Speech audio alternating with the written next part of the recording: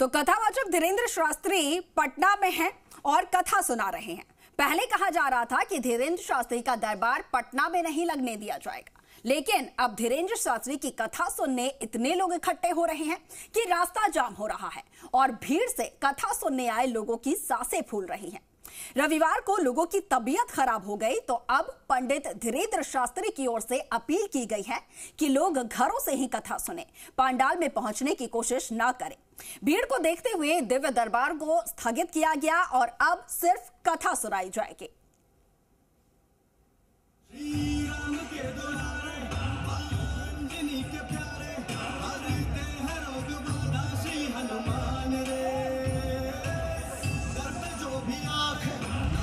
हो बिहार के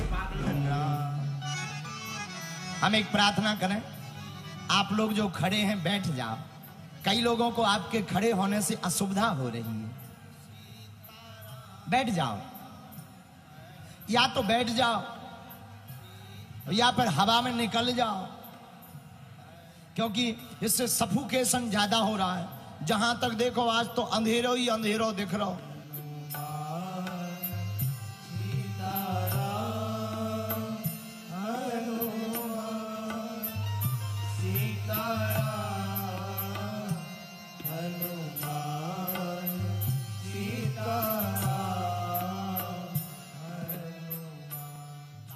अंधेरों रात हो गई इसलिए नहीं दिख रहा है। बिहार के पगला ही पगला खड़े,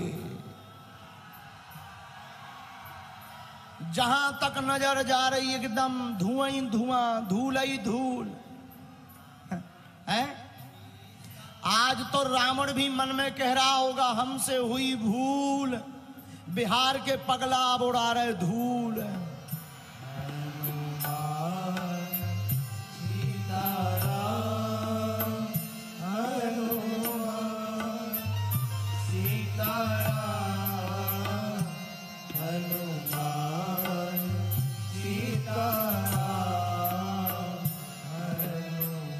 हमारी जो प्रार्थना है, जो यहां खड़े हाथ जोड़े, हे भाई साहब हरो बैठ जाओ, बैठ जाओ, बैठ जाओ।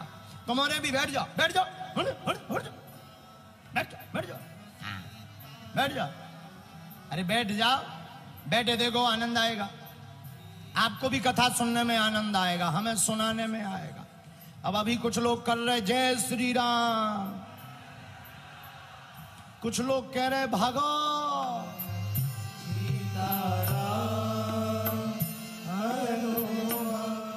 बिहार में कथावाचक पंडित धीरेन्द्र शास्त्री की कथा से पहले बयानों के तीर चलने से जो सियासी गर्मी बढ़ी थी, कथा शुरू होने के बाद पंडाल में उमड़ी भीड़ ने उस गर्मी को कम नहीं होने दिया है।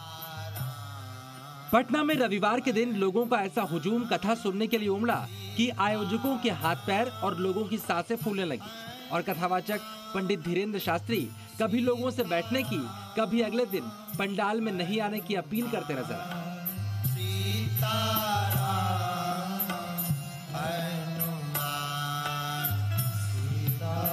कल जो लोग जहां हैं वहां टीवी से ही कथा देखेंगे और जो है आएंगे नहीं, हमारी प्रार्थना है। और आज भी बहुत ज्यादा सफोकेशन हो रहा है, श्वास लेने में दिक्कत हो रही है, इसलिए हम प्रार्थना करते हैं कि आज की बहुत भीड़ के कारण कथा को विराम करना चाहिए और आरती करनी चाहिए, क्योंकि बहुत ज्यादा भीड़ हो गई है, अपार भीड़ हो गई है, इसलिए आरती को करना उचित होगा। पटना के नौबतपुर के तरेत पाली गांव में 13 से 17 मई तक हनुमंत कथा का आयोजन किया गया है और इसी कार्यक्रम के दूसरे दिन भीड़ और धूल से कई लोगों की तबीयत खराब होने लगी और इसके बाद पंडित धीरेन्द्र शास्त्री ने कथा वक्त से पहले ही खत्म कर दी।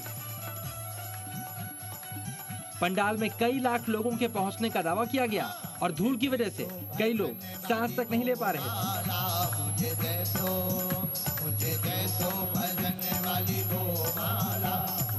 कारण पागल ही पागल आ गए हैं, तो सभी जगह क्योंकि लोग ही लोग हो गए हैं, 10 लाख, लगभग 10 लाख लोग हो गए हैं, इसलिए हम आरती करेंगे और इस सफोकेशन के कारण कई लोगों की श्वास रुक जाएगी, ऐसा हमें अंदेशा हो रहा है। कार्यक्रम में भीड़ उमड़ेगी इसका अंदाजा तो था, लेकिन हालात ऐसे हो जाएंगे इसका अंदेशा किसी को नहीं था।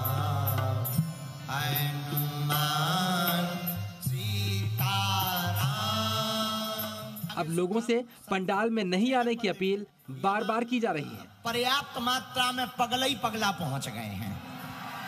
अब ज्यादा पागलों की आवश्यकता नहीं है, क्योंकि संभल नहीं पा रहे हैं।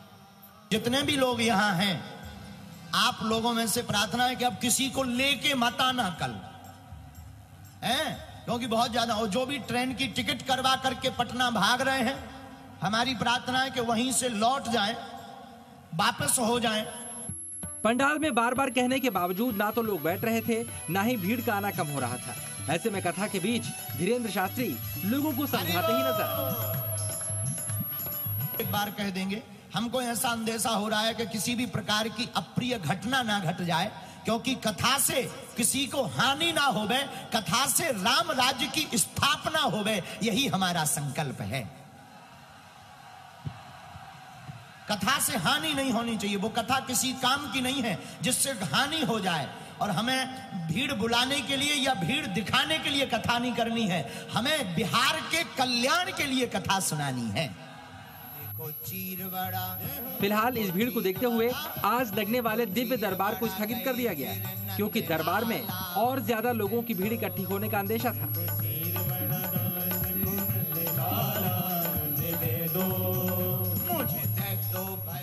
आयोजकों के मुताबिक अब सिर्फ तय वक्त पर कथा सुनाई जाएगी।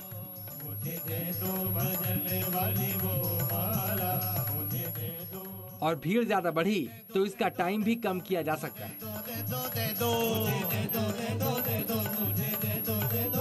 कथा अपने समय पर रहेगी, 5 दिन रहेगी। कथा रद्द नहीं हुई है, लेकिन ये प्रार्थना की गई कि अब बाकी लोगों को, शेष लोगों को आने की आवश्यकता नहीं है, क्योंकि वहां आसपास के क्षेत्र में बहुत जाम हो गया है, 2.5 घंटे के लिए, 3 घंटे के लिए। इसलिए हमारी प्रार्थना है कि घर से, टीवी से, मोबाइल से आप कथा देखेंगे, अपने समय पर कथा होगी। और अब बाहर से चलकर आने वाले लोगों के लिए प्रार्थना की गई थी, ये हम आपको बता दें, भ्रम में ना रहें। कल दरबार का जो है सामूहिक अर्जी लगेगी। फिलहाल जिस तरह बागेश्वर सरकार के दरबार को लेकर बिहार में माहौल गर्म था, राजनीतिक बयानबाजी चल रही थी, इतनी भारी भीड़ के बाद ये बयानबाजी और भी तेज हो सकती है, क्योंकि दावा किया जा रहा है बिहार में कथा सुनने आने वालों के पुराने सभी रिकॉर्ड टूट गए। आसपास क्षेत्र के लोगों भर को आने देवें, क्योंकि बहुत ज्यादा समुदाय हो गया है, सफोकेशन बहुत हो गई है, श्वास लेने में भी बहुत ज्यादा वो है। हमें इतने कूलर पंखा लगे फिर भी श्वास नहीं ठीक से ले पा रही। इसलिए सब बिहारी लोगों को बहुत बहुत साधुवाद। और आज बिहार में पूरे भारत का रिकॉर्ड टूट गया है पागलों का, कथा के इतिहास का रिकॉर्ड टूट गया है। आज तक ऐसा नजारा हमने तो नहीं देखा है। आनंद आ गया है, लेकिन सब लोग निरोगी और सुखी रहें, इसी के लिए जय सिया राम, जय बागेश्वर धाम। फिलहाल अभी कथा जारी है, लेकिन भीड़ की वजह से स्थगित हुआ दिव्य दरबार आगे लगेगा या नहीं, इस पर सस्पेंस बरकरार है। बोलो हनुमान जी महाराज की। ब्यूरो रिपोर्ट, जी मीडिया।